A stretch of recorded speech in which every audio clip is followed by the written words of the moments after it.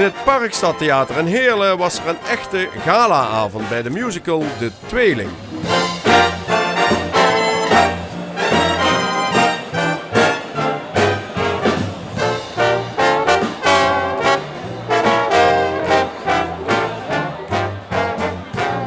She gets too hungry for dinner at 8.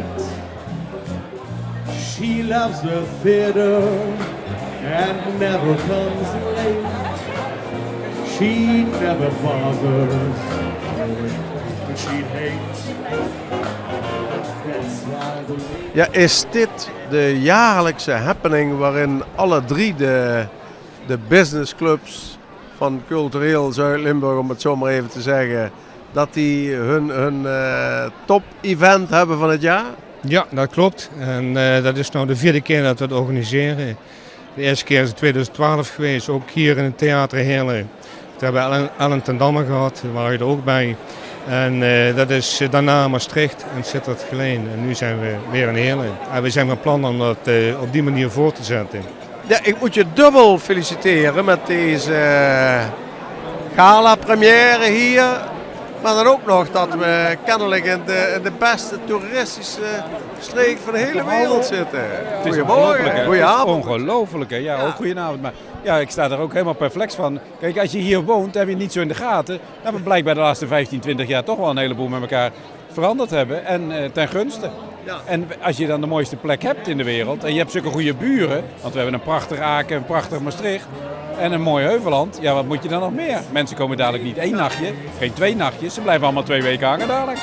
Ja. the free fresh wind in her hair.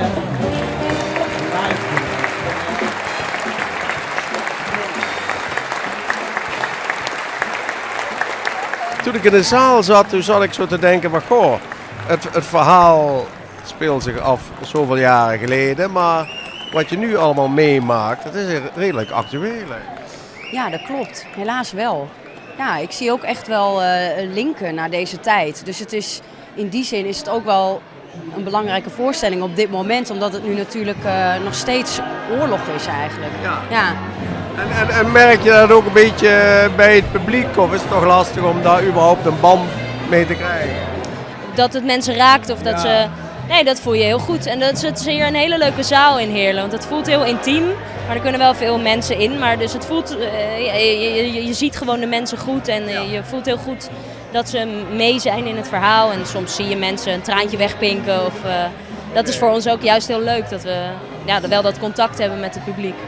En zo'n verhaal voor een regisseur, hoe ga je daarmee om? Want ja, dat is niet alleen maar plezier en lol. Hè? Het is eigenlijk bijna een drama. Het is drama, het is narigheid. Ja.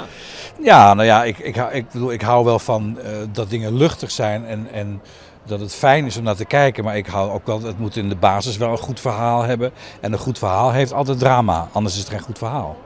En dat is natuurlijk mooi om dat eruit te halen. Dit verhaal leent zich natuurlijk echt voor drama. Het is een dramaverhaal.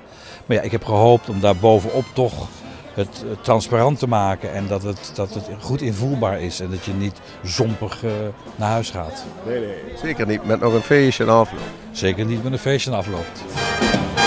She never bothers with people she hates. That's why the lady is